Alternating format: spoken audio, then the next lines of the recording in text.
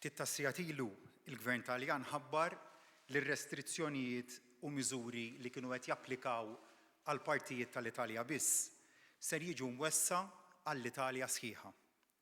Fid-dawl ta' dan, il-Gvern Malti ħadd deċiżjoni immedjata li jwaqqaf it-titjiriet bl-ajru u l-vjaġġi bil-baħar bejn l-Italja u Malta. Il-vjaġġi li ser jitħallew isiru se jkunu dawk għat-trasport ta' merkanzija, mediċina u prodotti tal-ikel biss.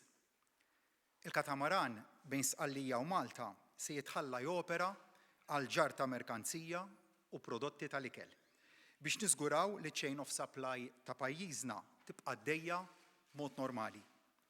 Ta' min jinnota wkoll li s-sitwazzjoni fi Sqallija hija waħda stabbli. Nifhem ukoll li hemm numru ta' Maltin li jinsabu l-Italja u li jridu jirritornaw Malta. Se nkunu qed nieħdu ħsiebhom biex jirritornaw lura lejn pajjiżna mill-aktar fis. Din id-deċiżjoni li għadu kifha il-Gvern Malti ser tidħol fis-seħħ b'effett immedjat u diġà ġiet komunikata lill-awtoritajiet kollha li jirregolaw it-trasport. U se tibqa' fis-seħħ għal dak il-perjodu li jkun meħtieġ skont iċ-ċirkostanzi.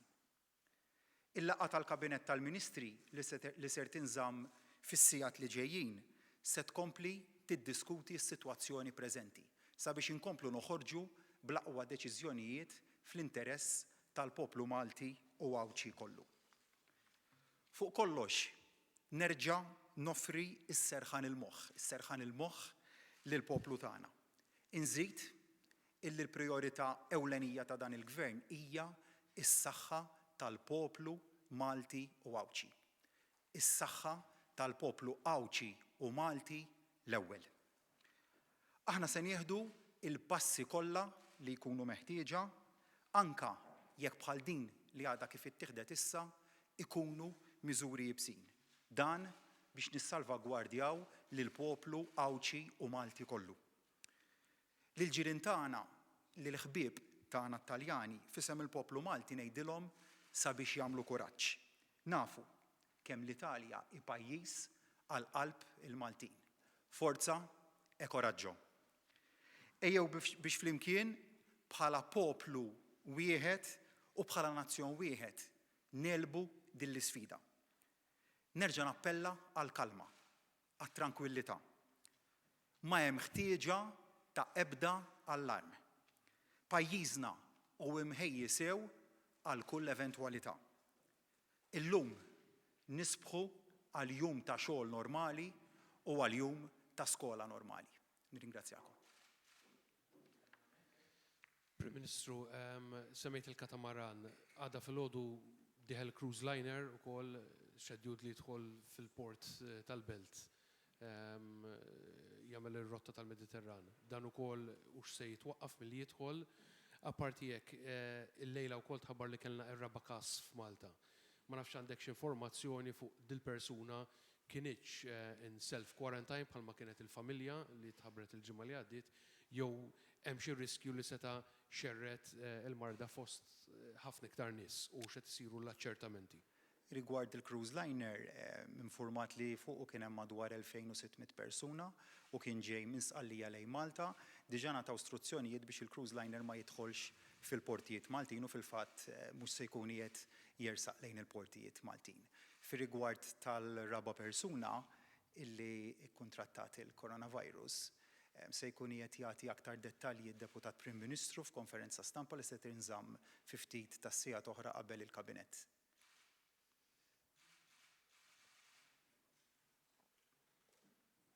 Prim Ministru, għalfejn ittieħdet id-deċiżjoni li jifqu l-flights issa wara li kellna 3 każijiet li ġew mill-Italja, issa għandna każ ieħor li ġie minn hemm ukoll u min jaf kemm hawn iktar li waslu Malta. Għalfejn ma ttieħditx id-deċiżjoni qabel u bqajna f'riskju? Il-Gvern Malti qiegħed isegwi s-sitwazzjoni mhux biss fl-Italja, imma madwar id-dinja kollha siha. B'siha id-deċiżjonijiet qegħdin jittieħdu b'mod tempestiv, nifhem li se jkun qed jgħidilna li ħadna miżura li forsi tista' tidher li hija drastika aktar milli wieħed hemm bżonn, aħna se nkunu qegħdin nieħdu dawk il-miżuri kollha fil-waqt opportun biex nissalvagwardjaw is-saħħa tal-poplu Malti u Awċi. Is-saħħa tibqa' l-ewwel. Prim Ministru tifhem li f'ċirkustanzi bħal dawn ma' ċirkustanzi ta' sfida, f'sitwazzjoni fejn għandna lockdown l-Italja. Il-Maltin li hemm maqbuda hemmhekk, x'arranġamenti se isiru biex dawn jiġu Malta, x'notament dawn ħsiebhom biex jiġu qrib il-familja tagħhom, raba tagħhom lura f'art walidhom. Fil-mument x'għandhom jagħmlu? Iva, fil-fatt diġà nidejna helpline, kienet waħda mill-ewwel miżuri li ħadna wara li ddeċidejna dwar din il-miżura li għadni kif ħabbart. U fil-laqgħa tal-Kabinett tal-Ministri li se tinżamm literalment ftit tassija toħroġ, nistriħu ftit inqumu kmieni u nibdew mill-ewwel. Se nkunu qegħdin inħabbru d-dettalji kollha, se nkunu qegħdin niddiskutu flimkien bħala Kabinett tal-Ministri sabiex nifhem li hemm numru ta' Maltin li huma maqbudin fl-Italja, s-solidarjetà tagħna sħiħa hija magħhom mhux biss kwistjoni ta' solidarjetà, imma ħanamlu l-arranġamenti kollha meħtieġa biex ikunu jistgħu jinġibu lura lejn pajjiżna. Se nkunu qegħdin nħabbru id-dettalji fi żmien qasir. Prim Ministru, fid-daw li hemm bosta persuni li mhux qed ikunu fil-karantina skont kif huwa obbligat. Hemm xi ħsieb li tidħol mandatorja? Sallum il-kwarantina kienet waħda volontarja u kienet qed tiġi osservata minn numru ta' nies. Fil-fatt l-ewwel 3 każijiet illi kellna kienu jikkonċernaw familja illi segwiet stretta b'mod strett il-miżuri ta' kwarantina illi kien u għadu qiegħed jimponi jew jissuġġerixxi l-Gvern Malti jekk aħna naraw illi dawk il-miżuri ma jkunux qegħdin jiġu segwiti, s'issanna l-informazzjoni li għandna li b'mod ġenerali qegħdin jiġu segwiti, però jekk ma jkunux qegħdin jiġu segwiti ma qed neskludi ebda miżura oħra sabiex nosservaw u nassiguraw illi l-istruzzjonijiet kollha li jagħtu l-awtoritajiet tas-saħħa tagħna jiġu osservati. Tibqa' l-prijorità tibqa' dejjem is-saħħa tal-poplu Malti. Ġifieri kemm ikunu drastiċi l-miżuri li jittieħdu dejjem jiġu gauged skont dik in-neċessità. Prim Ministru, l-aħħar domanda. Il-fatt li intom iltu tajjeb li għalaqtu Milan u issa qed tikkonferma li għalaqtu wkoll kull flight lejn l-Italja. Però fil-verità għalkemm kien hemm anke dil-lajta li jingħalaq il-flights li ġejjin jew sejrin lejn l-Italja, però il-coronavirus qed tolqot mhux l-Italja biss iżda l fuq minn 105 pajjiż madwar id-dinja kollha li x'nispiċċaw nagħlqu kullum kien?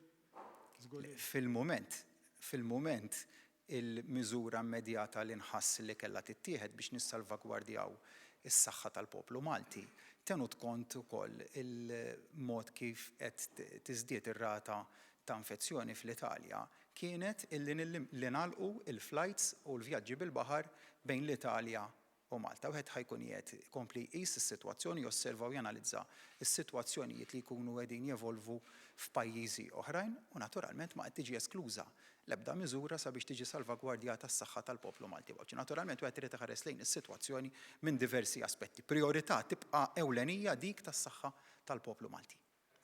Grazzi.